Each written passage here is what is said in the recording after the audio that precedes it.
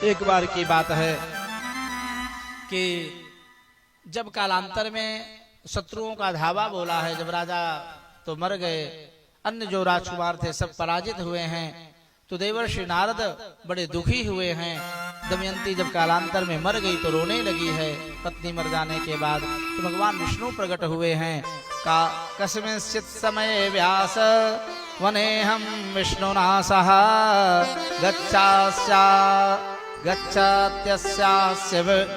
गच्छत्यहास्य विनोदेन स्त्री भावं गमितः क्षणात्।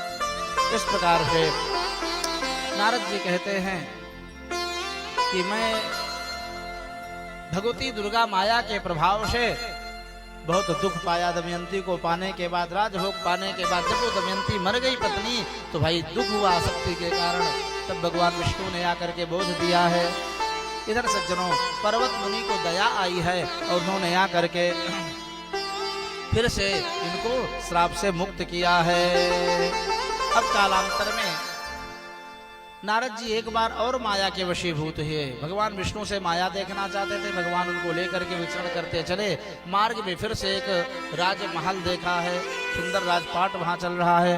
राजकुमारी को देख करके ये मोहित हो जाते हैं।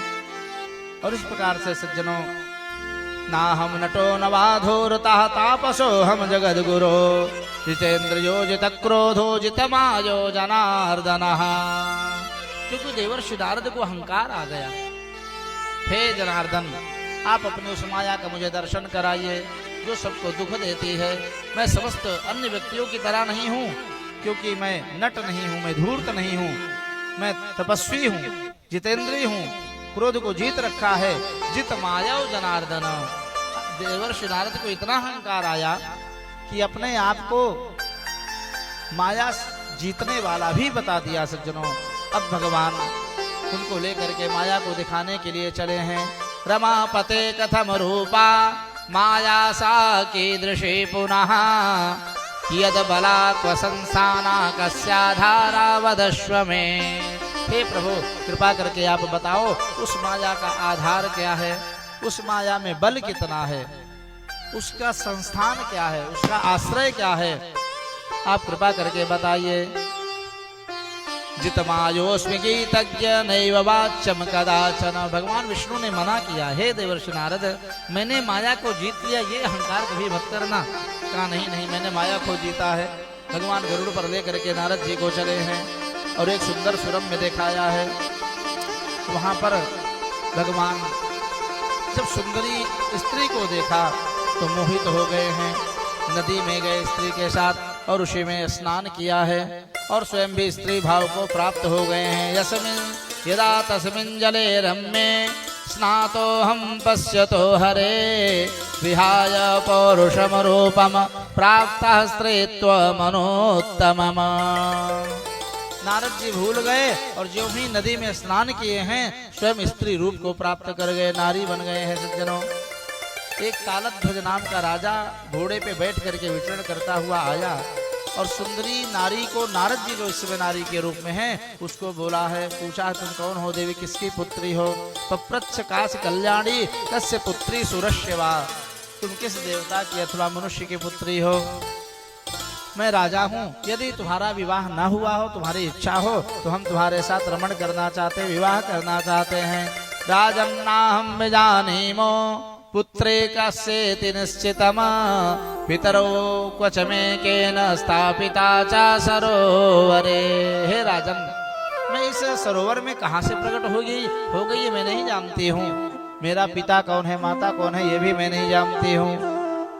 हे राजन, मैं निराधार हूँ, मैं आपकी शरण में हूँ, आप मुझे स्वीकार करो। मैं विवाह करना चाहती हूँ, मेरा जीवन ऐसे नहीं बीत पाएगा।